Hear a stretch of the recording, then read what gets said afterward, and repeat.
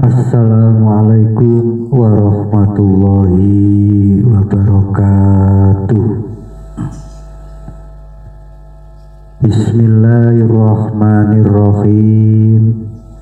Alhamdulillahirabbil alamin.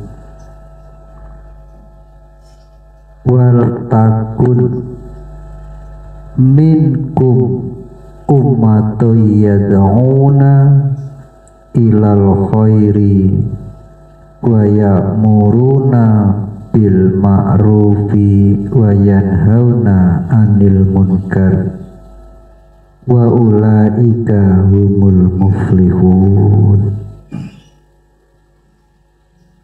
Allahumma sholli ala nuril anwar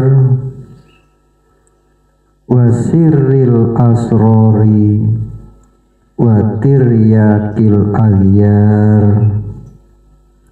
wa miftahi babil yasar Sayyidina Muhammadinil Mukhtar wa alihil adhar wa ashabihil akhyar adada ni'amillahi wa ifdolihi.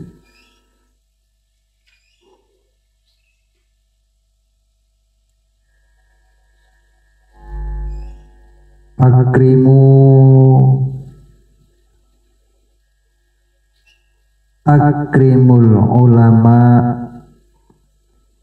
fa innahum warasatul anbiya. Faman akramahum faqad akramallah wa rasuluhu. Assalatu wassalamu ala asrafil anbiya'i wal mursalin Sayyidina wa maulana Muhammadin sallallahu alaihi wasallam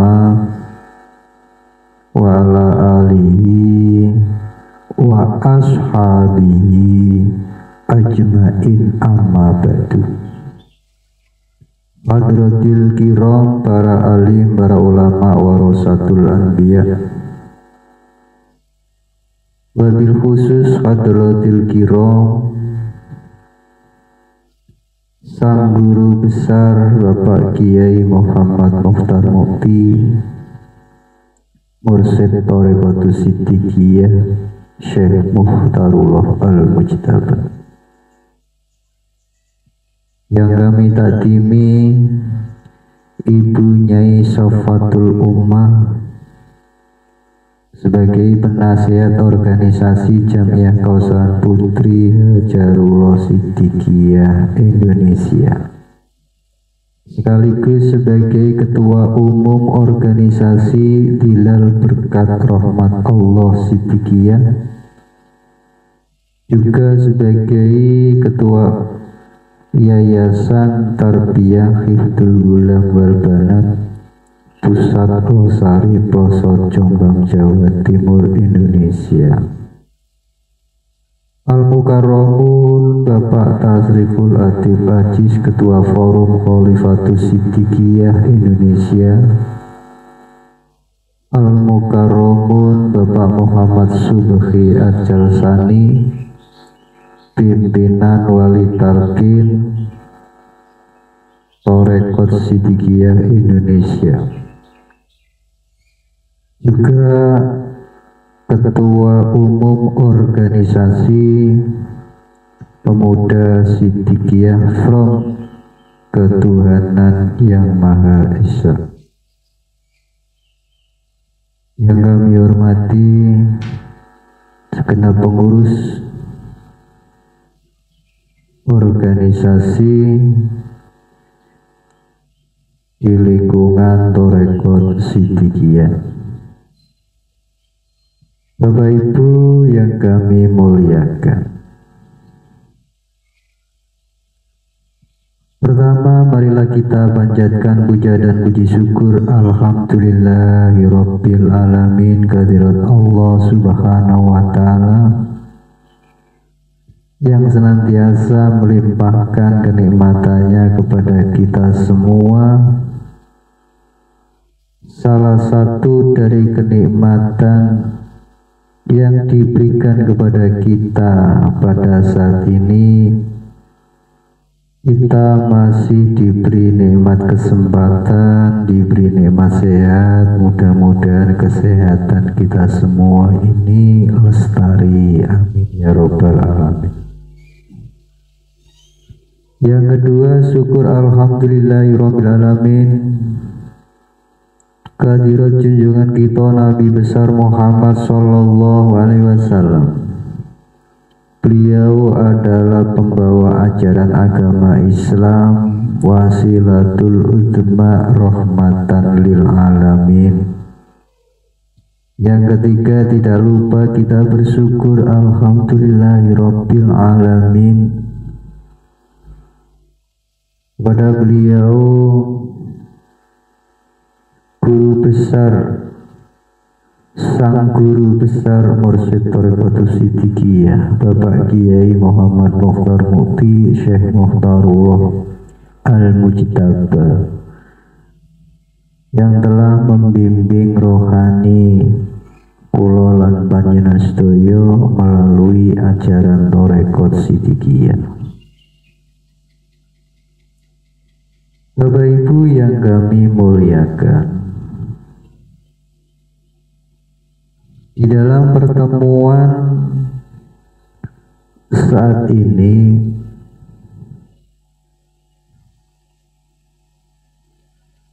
akan menyinggung sebuah ayat di dalam Al-Quran tentang perkembangan ajaran agama Islam.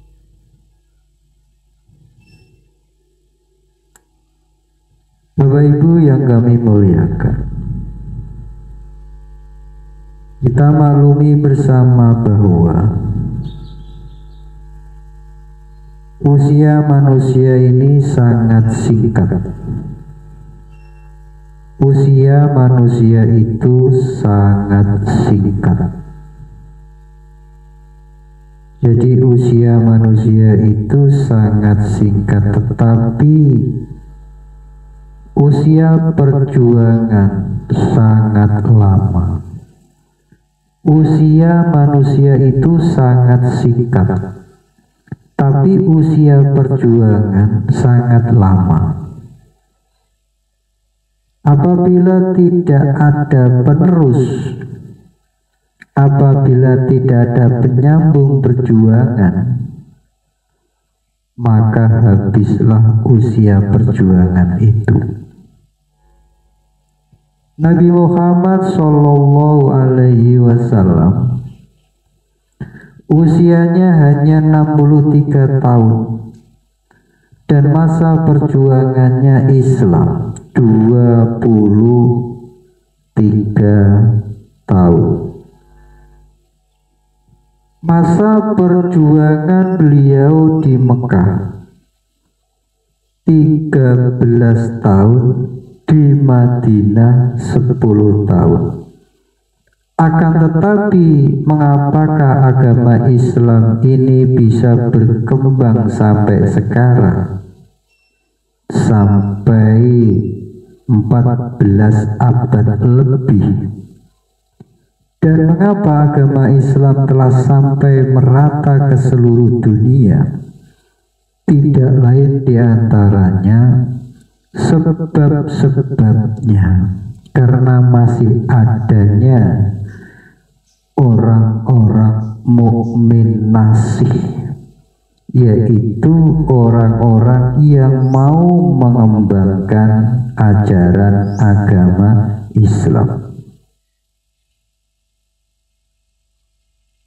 Sebelum Muhammad Rasulullah Shallallahu Alaihi Wasallam wafat, beliau telah mencetak generasi penerus sebanyak-banyaknya untuk meneruskan perjuangannya ke seluruh dunia.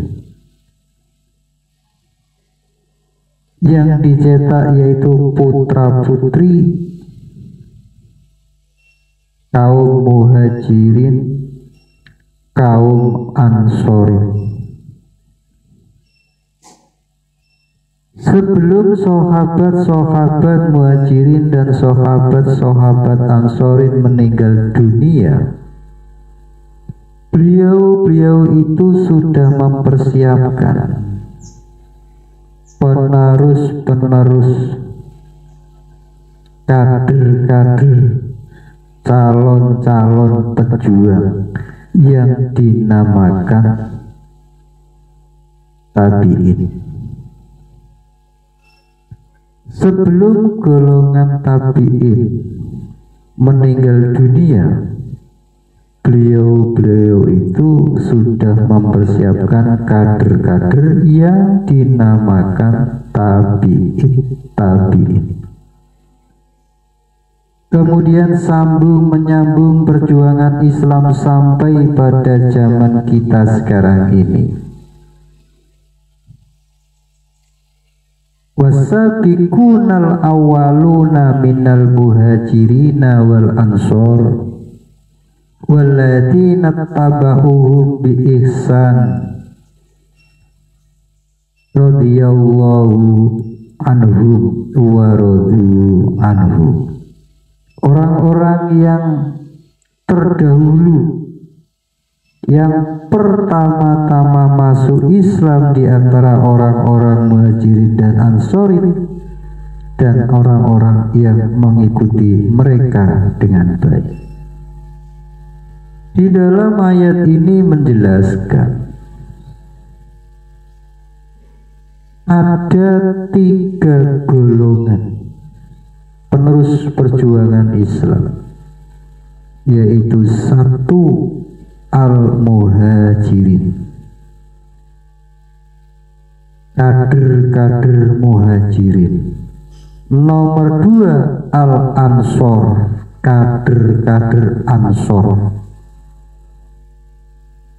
Yang ketiga, at-taba'uhu, kader-kader tabi'in.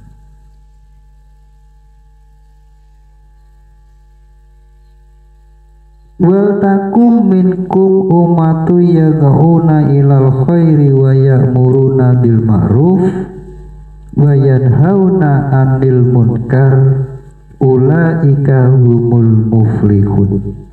Dan adalah ada di antara kamu segolongan umat yang menyeru kepada kebaikan, menyeru kepada yang ma'ruf, dan mencegah dari yang munkar. Merekalah orang-orang yang beruntung.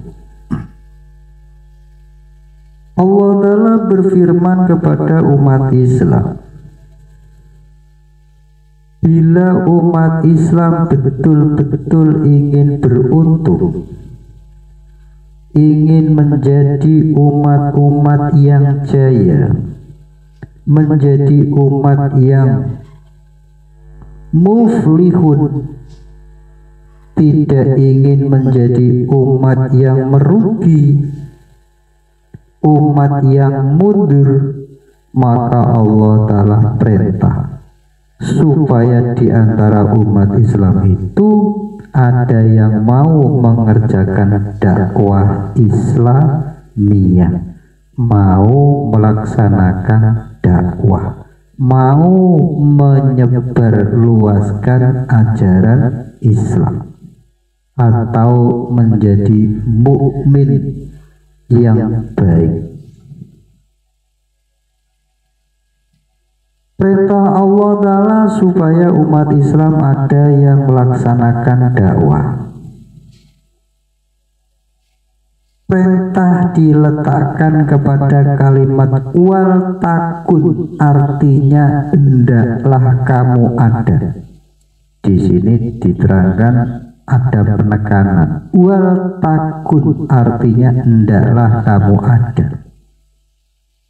Artinya bagi Allah Ta'ala itu adanya umat Islam atau tidak adanya itu bukan ditentukan karena jumlahnya umat Islam itu yang banyak atau jumlahnya umat Islam itu sedikit.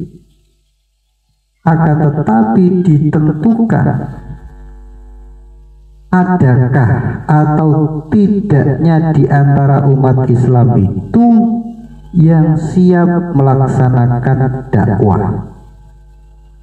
Apabila ada di antara umat Islam itu ada yang melaksanakan dakwah, maka itulah tandanya umat Islam itu masih ada, meskipun jumlahnya itu sedikit.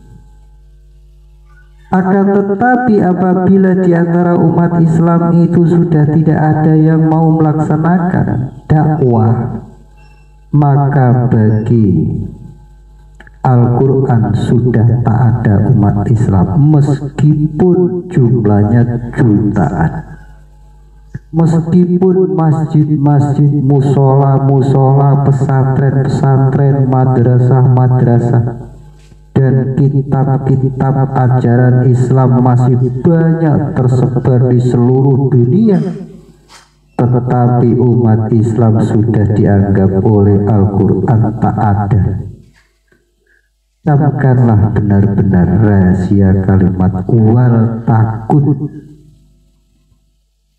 Oleh karena dakwah itulah yang menjadi ukuran ada atau tidak adanya umat Islam, maka perintah dakwah Islamiyah itu adalah perintah yang bersifat wajib, bukan sunat. Artinya perintah yang tidak boleh tidak. Karena perintah dakwah atau perintah menjadi orang mukmin yang baik itulah yang menentukan umat Islam ada, dan juga itulah yang menjadi ukuran umat Islam.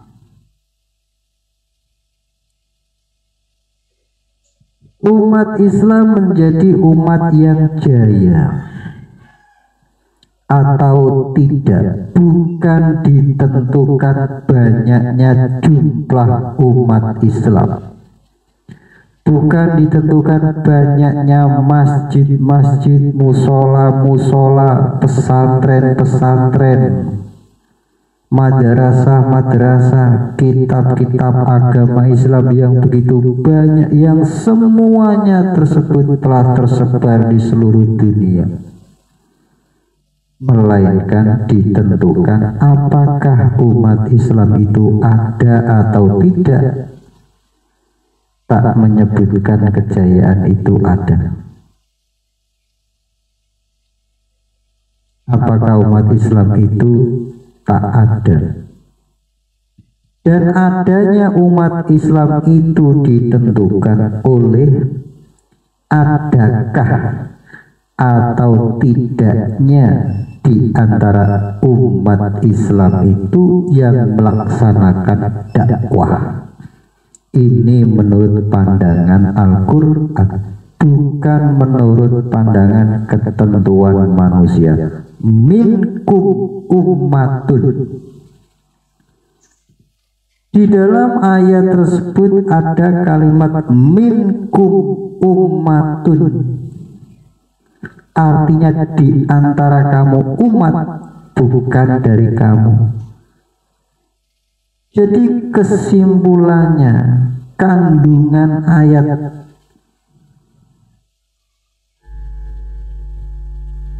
minkum ini yaitu umat Islam terbagi menjadi dua.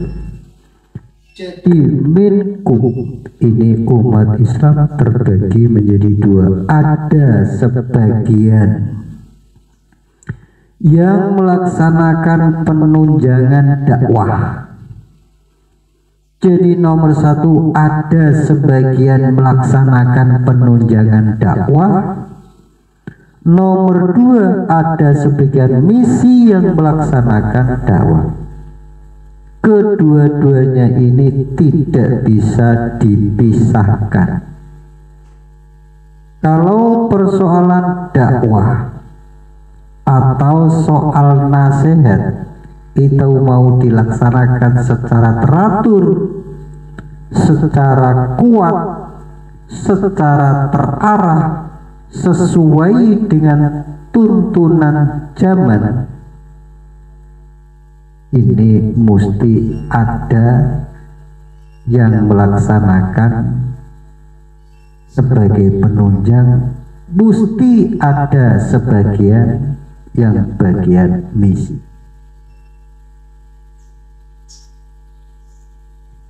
Mengingat masalah dakwah itu soal prinsip, menentukan ada atau tidaknya umat, maka dua bagian tugas tersebut di atas haruslah ada, tidak boleh tidak.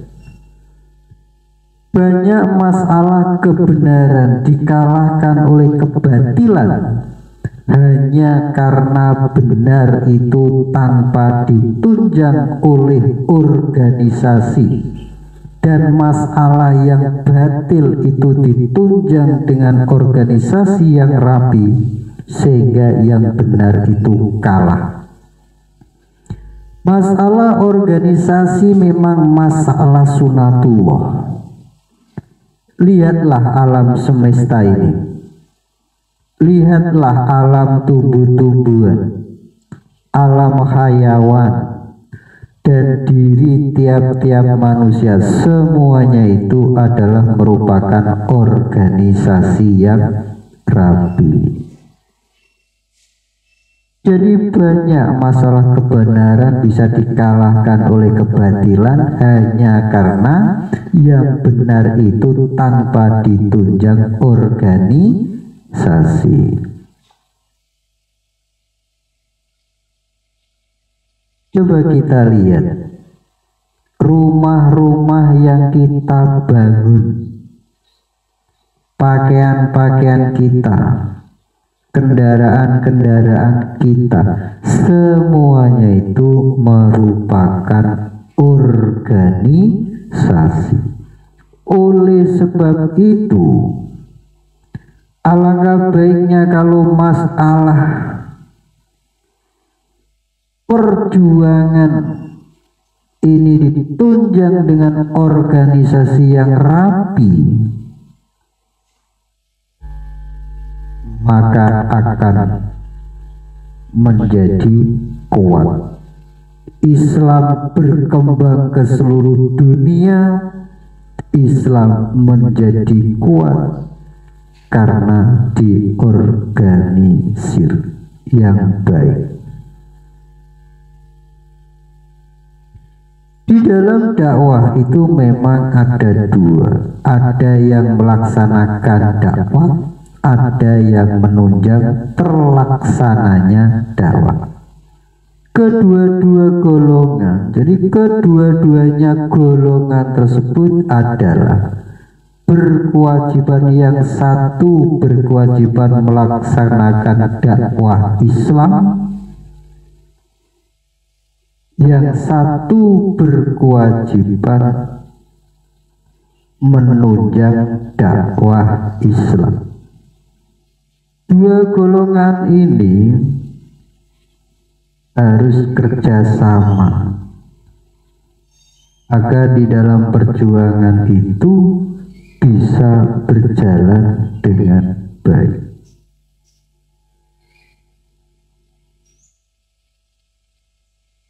Penunjang dakwah di dalam Al-Quran disebutkan, wajahidu fi sabilillahi bi amwalihim wa anfusihim a'dhamu darajatan indallah wa ulaika humul faizun.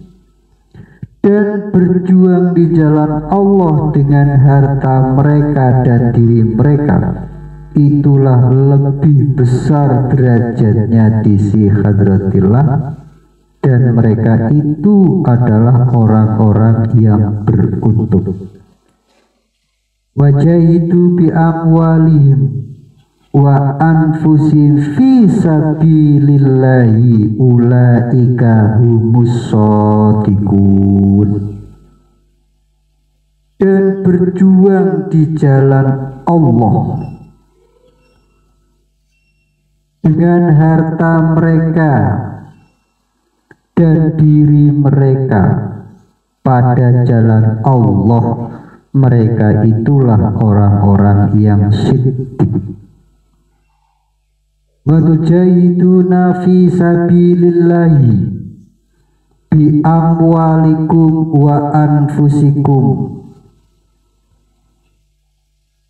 dzalikum khairul lakum in kuntum ta'lamun, dan berjuang di jalan Allah dengan hartamu dan dirimu, demikian itu lebih baik bagimu bila kamu mengetahui. Berulang kali di dalam Al-Quran anjuran Allah Ta'ala ditegaskan supaya umat Islam itu ada yang berjuang, ada yang dakwah dengan harta benda, dengan tenaga. Di dalam beberapa ayat Al-Quran susunannya harta benda didahulukan. Mengapa susunannya itu harta benda didahulukan? Karena mayoritas manusia itu lengket dengan harta benda. Banyak orang yang enggan melepaskan harta bendanya untuk dakwah. Oleh sebab itu, kalimat benda itu ditaruh di depan.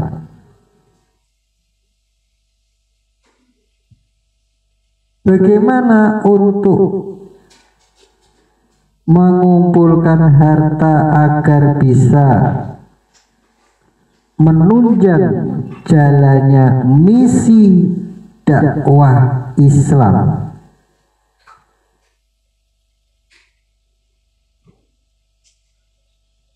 Maka harus ada pengumpulan harta benda. Jadi pertama-tama haruslah ada pengumpulan harta benda untuk membiayai dakwah. Untuk itu haruslah digali dari beberapa sumber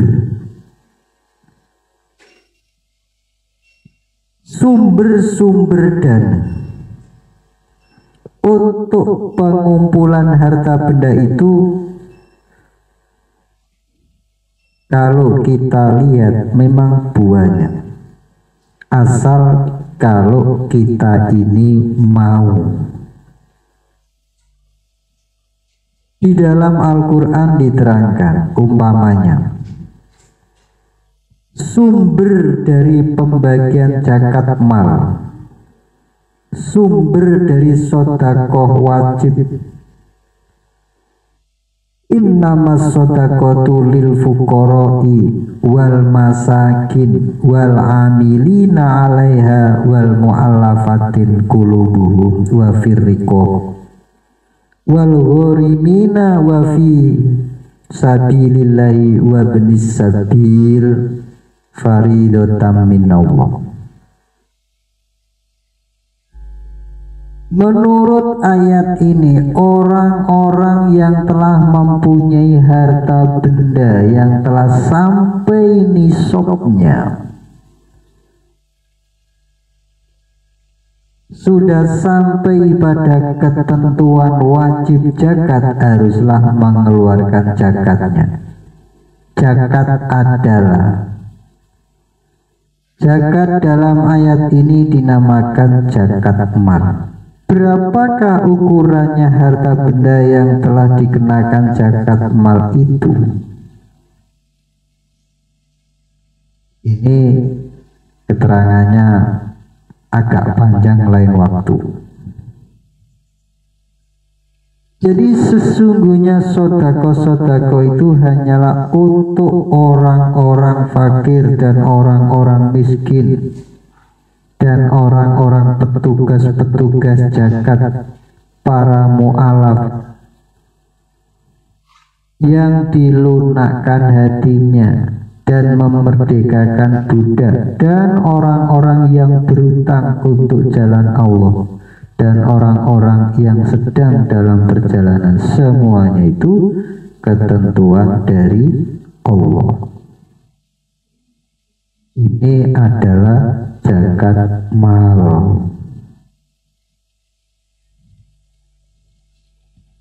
Bapak Ibu yang kami muliakan, zakat mal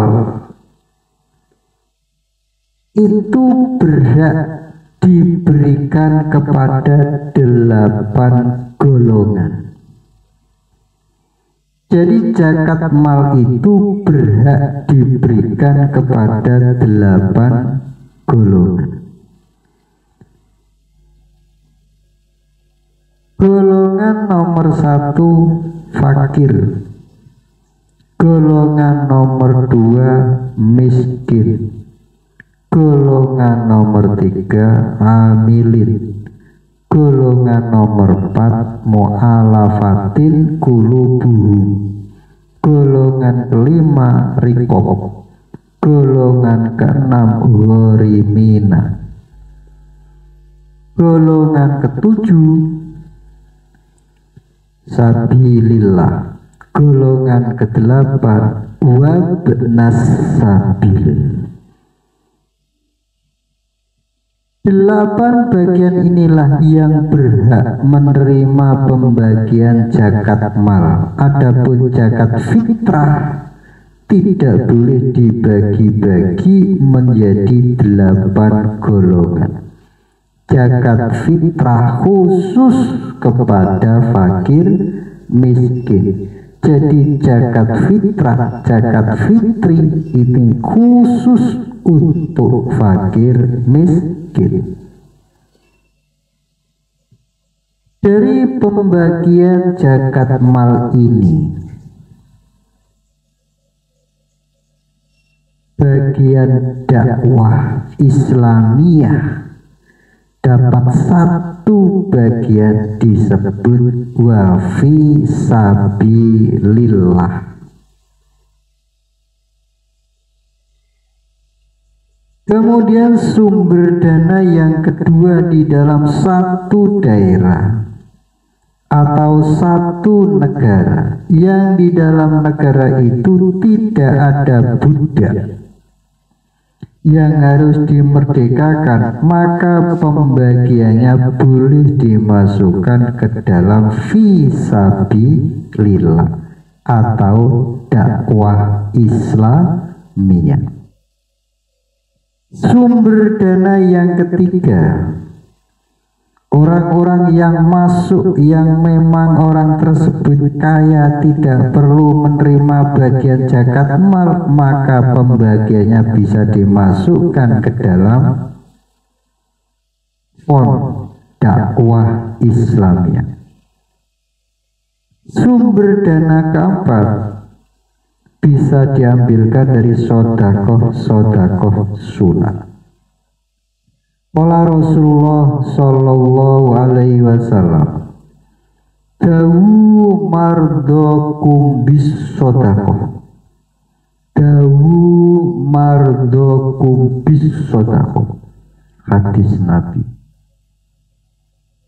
Berobatlah kamu semuanya dengan sodakoh. Dawu mardokum bis sodakoh. Berobatlah kamu semuanya dengan sodakoh. Dawu mardokum bis sodakoti fa innaha tadfa'u ankumul amrodi wal akrodi.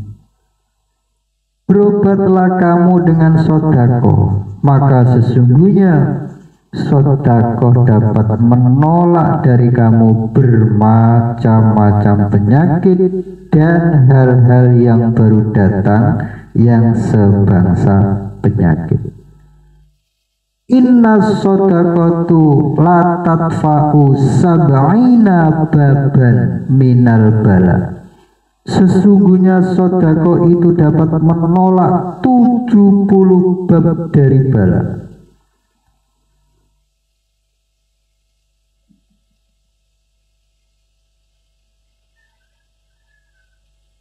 Hasonu amulakum bis sodako. Jagalah harta bendamu dengan sodako.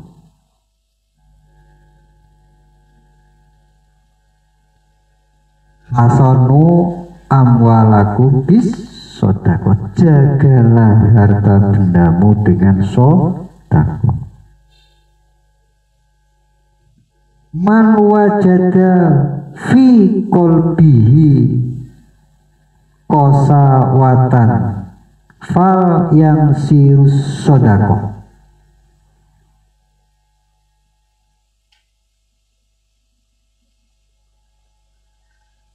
Barang siapa yang menemukan di dalam hatinya itu kekerasan, maka adalah meluaskan sodako.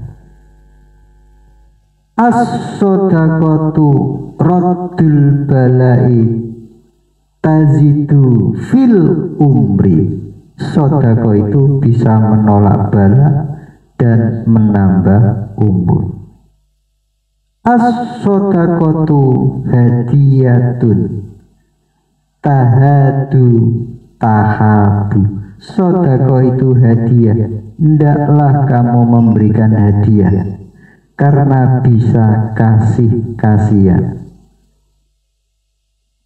Sodaqatu sirri tadfinu beriba. Sodako sirri itu bisa memadamkan kemurkaan Allah. Sodaqatul mar'il muslimin tazidu fil umri wa tamna'u maitata su'i wa yadhabullahu ta'ala biha mufajirul kabir. Sedekah seorang muslim bisa menambah umur dan mencegah mati yang tidak baik, dan Allah Ta'ala menghilangkan dengan sedekah itu akan kesombongan dan takabur.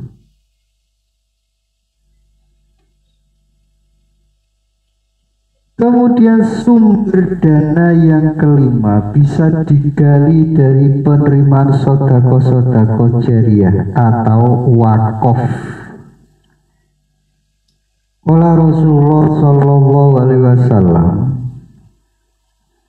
idza matal insanu in qata'a amalu illa min salasin sodaqatun jariyatun aw ilmun yuntafa'u bih aw waladun sholihun yad'u lahu. Ketika manusia itu wafat, putuslah amalnya kecuali dari tiga, yaitu sedekah jariyah, ilmu yang dimanfaatkan, anak yang soleh yang mau mendoakan orang tua. Artinya sedekah yang mengalir kebaikannya tidak putus-putus atau jariyah, artinya mengalir. Umpamanya orang yang mewakafkan sebuah sawah, yang sawah itu bisa ditanami yang bermanfaat, hasilnya untuk fond dakwah Islamiyah, atau sawah itu disewakan orang untuk uang sewa itu untuk dana dakwah Islamiyah, atau sebuah rumah yang bisa disewakan, hasil sewaan itu untuk dana dakwah Islam ya, atau sedekah jariyah berupa perkebunan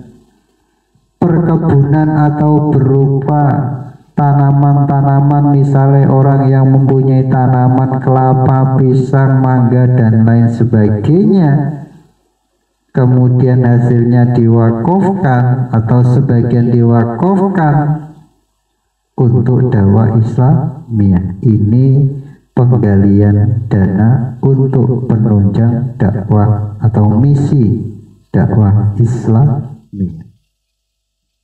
Sumber dana yang keenam dari iuran.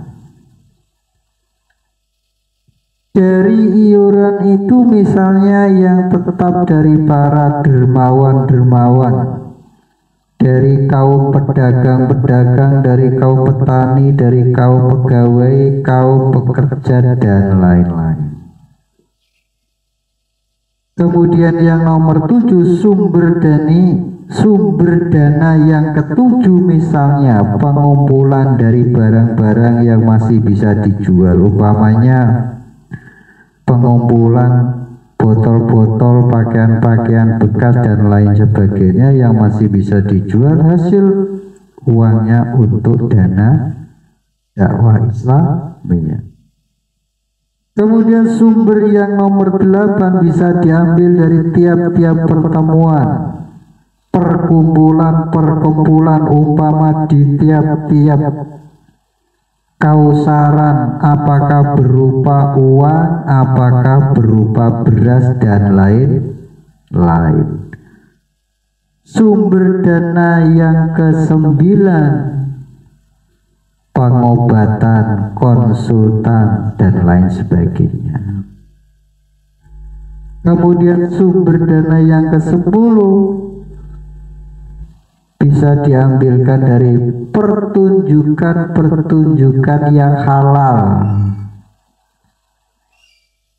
Kemudian nomor 11 dari adanya orang-orang yang nazar dan lain-lain. Ini adalah untuk menunjang misi dakwah Islamiyah. Jadi Rasulullah Shallallahu Alaihi Wasallam usianya itu sangat singkat, akan tetapi ajarannya itu bisa berkembang meluas hingga seluruh dunia. Ini dikarenakan adanya si penerus penyambung penyebar agama Islam, dari mulai Rasulullah, para sahabat, muhajirin, ansorin, tabi'in sampai sekarang ini, dan terus disambung oleh tokoh-tokoh, disambung oleh para ulama-ulama. Jadi ulama-ulama ini adalah pewaris ilmunya para nabi. Ulama ini adalah penyambung dakwahnya para nabi. Maka di dalam hadis Nabi itu diterangkan, qala Rasulullah Shallallahu Alaihi Wasallam, akrimul ulama fa innahum warasatul anbiya. Bersabda Rasulullah Shallallahu Alaihi Wasallam, hendaklah kamu memuliakan ulama, maka sesungguhnya mereka itu warisnya para nabi. Jadi para ulama-ulama ini adalah pewarisnya nabi. Hadis yang nomor 2, qala Rasulullah Shallallahu Alaihi Wasallam, akrimul ulama'a fa innahum warasatul anbiya, faman akramahu faqad akramallahu wa rasulahu. Bersabda Rasulullah Shallallahu Alaihi Wasallam, hendaklah kamu memuliakan ulama, maka sesungguhnya mereka itu warisnya para nabi-nabi. Dan maka barang siapa yang memuliakannya, maka sungguh-sungguh memuliakan Allah dan Rasulnya. Hadis yang nomor 3, qala Rasulullah sallallahu alaihi wasallam, al ulama'u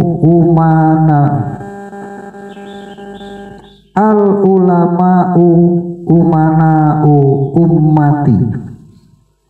Bersabda Rasulullah sallallahu alaihi wasallam, para ulama itu adalah kepercayaannya umatku. Al ulama'u umana'u ummati. Para ulama itu adalah kepercayaannya umatku. Kemudian hadis yang nomor 4, qala Rasulullah sallallahu alaihi wasallam, al ulama'u masabihul ardi wa khulafaul anbiya'i wa warasatul anbiya. Bersabda Rasulullah sallallahu alaihi wasallam, para ulama itu lampu-lampunya bumi dan wakilnya para nabi-nabi, dan warisku dan warisnya para nabi-nabi. Hadis yang nomor 5, qala Rasulullah sallallahu alaihi wasallam, al ulama'u warasatul anbiya. Tuhibuhum ahlus samai wa tastaghfiru lahumul khitanu fil bahri idza ma tu ila yaumil qiyamah. Bersabda Rasulullah sallallahu alaihi wasallam, para ulama itu warisnya para nabi-nabi. Mereka dicintai ahli langit, malaikat. Semua ikan-ikan di lautan akan memohonkan ampunan kepada mereka sampai hari kiamat, sejak tatkala mereka itu wafat. Berpikir di atas landasan 5 hadis tersebut, kita dapat memahami bahwa kita ini diperintah oleh Rasulullah memuliakan para ulama. Jadi berpikir di atas 5 landasan hadis ini, kita dapat memahami bahwa kita ini diperintah oleh Rasulullah memuliakan para ulama.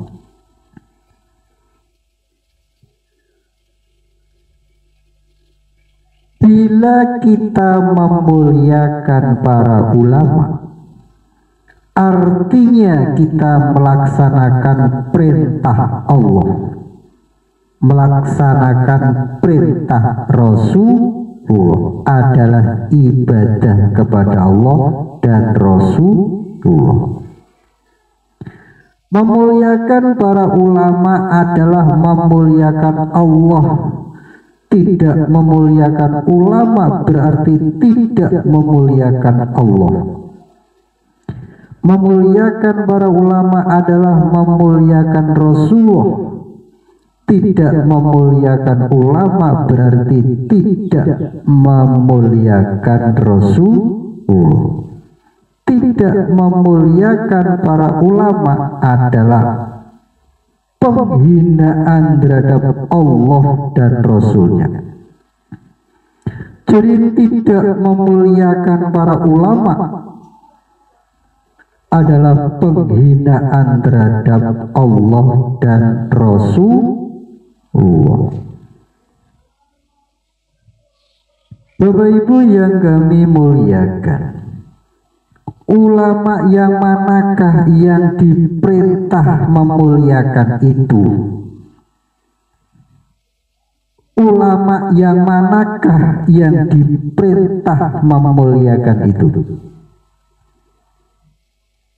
Perintah Rasulullah supaya kita memuliakan para ulama itu khusus kepada ulama ussoleh, ulama yang baik-baik, tidak kepada ulama usuk.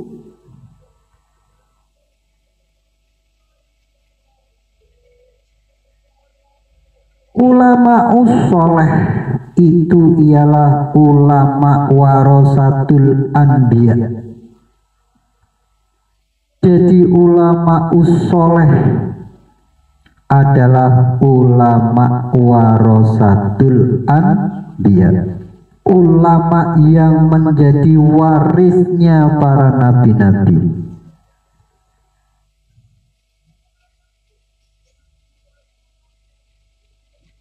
Ulama masobihul ardi, ulama yang ilmunya menyinari bumi.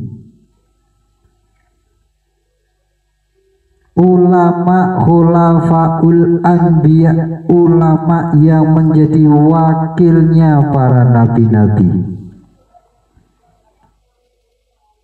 Ulama umanaul ummati, ulama yang dipercaya oleh umat. Inilah ulama-ulama yang diperintah oleh Rasulullah supaya dimuliakan. Kemudian ada ulama yang namanya ulama usuk. Ada ulama namanya ulama usuk. Di dalam hadis Nabi diterangkan qala Rasulullah sallallahu alaihi wasallam, wailul li ummati min ulama isuk. Bersabda Rasulullah sallallahu alaihi wasallam, rusaknya bagi umatku dari ulahnya ulama su. Qala Rasulullah sallallahu alaihi wasallam, ittaqu zallatal alim fantadiru faitatahu.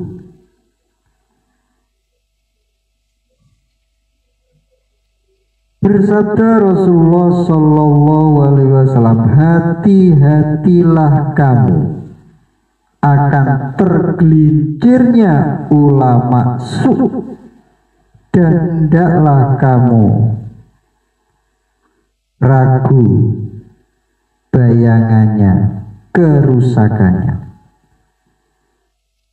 Qala Rasulullah sallallahu alaihi wasallam, sinfani minan nasi idza sholaha sholahan nasu wa idza fasada fasadan nas, al ulama wal umara.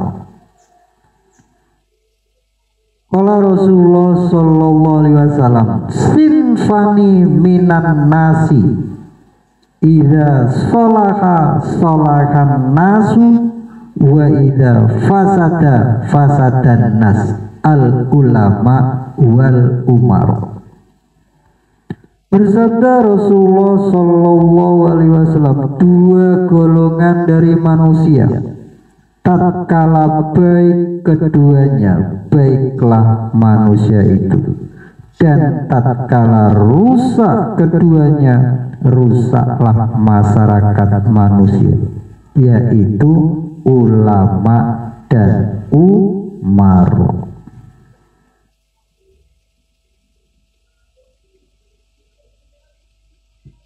Berpikir di atas landasan hadis tersebut, di atas kita dapat mengambil kesimpulan. Kesimpulannya satu, ulama itu ada dua macam. Satu ulama ussoleh, dua ulama usuk. Nomor dua, umarok atau pemerintah juga ada dua macam. Umarok pemerintah juga ada dua macam. Ada umaro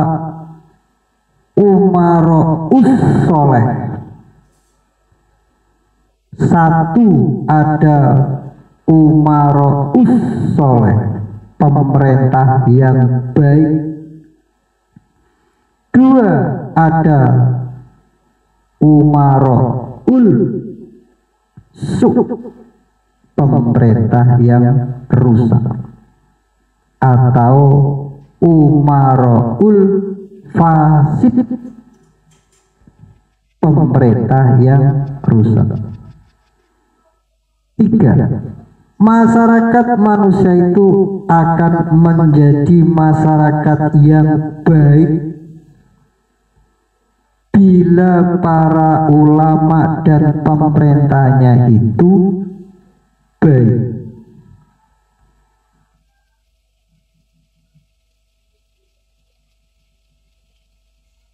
Apalagi kalau sampai ada tidak memuliakan ulama ussoleh, malah memusuhi ulama ussoleh, menfitnah ulama ussoleh, menjelek-jelekan ulama ussoleh, menjatuhkan ulama ussoleh, tunggulah kerusakan yang terjadi. Tunggulah kehancuran yang terjadi jika ada yang tidak menghormati ulama ussoleh, malah memunculkan sebuah fitnah, menfitnah, menjatuhkan. Tunggulah kerusakan terjadi. Jadi masyarakat manusia itu akan menjadi masyarakat yang baik bila ulama dan pemerintahnya itu baik.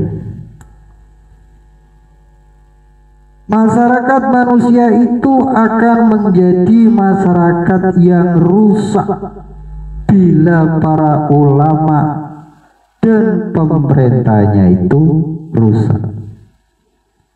Sebab para ulama ini adalah pemimpin yang diikuti orang banyak. Pemerintah juga adalah pemimpin yang diikuti orang banyak. Jika dua pemimpin itu baik, maka masyarakat menjadi baik. Bila dua pemimpin itu rusak, maka pengikutnya akan menjadi rusak. Maka terhadap ulama-ulama yang jahat itu kita diperintah Rasulullah menjauhinya, tidak boleh mengikutinya. Tetapi terhadap ulama-ulama ussoleh, ulama-ulama yang baik, kita diperintah menghormati, memuliakan, diperintah mengikutinya.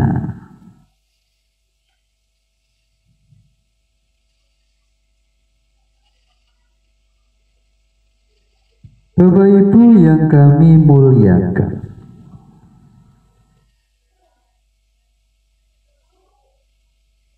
Apa yang menjadi tanda-tandanya ulamaul fasid? Rasulullah bersabda, qala Rasulullah sallallahu alaihi wasallam, masalul alimil ladzi yu'allimun nasal khaira wa yansa nafsahu kama sali siraji yudi'u linnas wa yahriku nafsahu. Bersabda Rasulullah sallallahu alaihi wasallam, perumpamanya orang-orang alim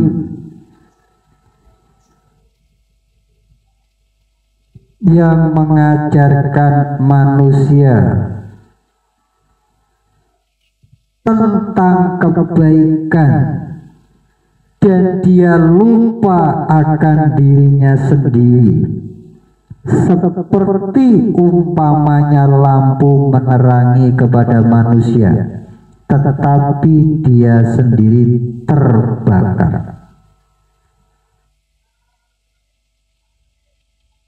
Hadis ini menerangkan perumpamanya ulama usul itu ialah ibarat sumbunya lampu. Dia menerangi orang lain tetapi dirinya yang terbakar. Ibaratnya satu, dia menyuruh orang lain berbuat baik tetapi dia sendiri tidak berbuat kebaikan. Nomor dua, dia menyuruh orang lain bertindak adil tetapi dia sendiri dolim. Tiga, dia menyuruh orang lain dermawan, sahiyun, tetapi dia sendiri kikir, bakhilun. Nomor empat, dia menyuruh orang lain bersyukur tetapi dia sendiri tidak syukur, malah kufur. Nomor lima, dia menyuruh orang lain bersifat rendah hati, tawadu, tetapi dia sendiri takabur. Nomor enam, dia menyuruh orang lain menjunjung tinggi agama Islam tetapi dia sendiri prakteknya menginjak-injak agama Islam. Nomor tujuh, dia menganjurkan kepada orang lain supaya jujur, siddiq, tetapi dia sendiri pendusta, kadzib. Nomor delapan, dia menyuruh orang lain berkata yang baik, husna, tetapi dia sendiri perkataannya kotor, ghufla. Itulah artinya ibarat lampu menerangi manusia tetapi dia terbakar hangus. Ulama yang bersifat demikian itu namanya ulama usul. Qala Rasulullah sallallahu alaihi wasallam, asaddun nasi yaumal qiyamah azaban imamun jairun. Bersabda Rasulullah sallallahu alaihi wasallam, paling dahsyatnya siksa yang diterima manusia pada hari kiamat yaitu pemimpin-pemimpin yang lacut. Qala Rasulullah sallallahu alaihi wasallam, asaddun nas azaban yaumal qiyamah alimun lam yanfa'u ilmu. Bersabda Rasulullah sallallahu alaihi wasallam, paling dahsyatnya siksaan Allah yang diterima manusia pada hari kiamat yaitu manusia yang alim, tidak manfaat ilmunya.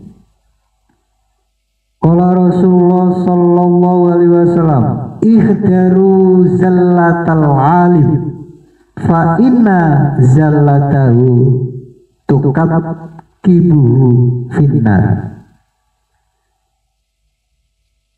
Sabda Rasulullah sallallahu alaihi wasallam, takutlah kamu akan tergelincirnya orang-orang alim, maka sesungguhnya tergelincirnya dia itu, dia disungkurkan di dalam neraka. 3 hadis tersebut di atas menerangkan bahwa pemimpin yang lanjut akan mengalami siksaan yang amat pedih pada hari kiamat.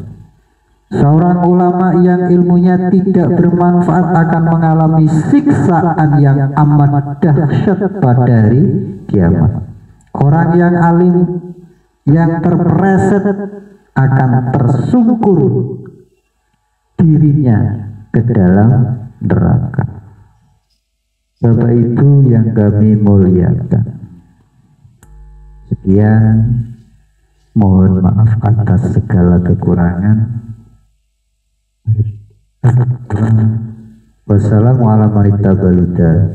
Wassalamualaikum warahmatullahi wabarakatuh.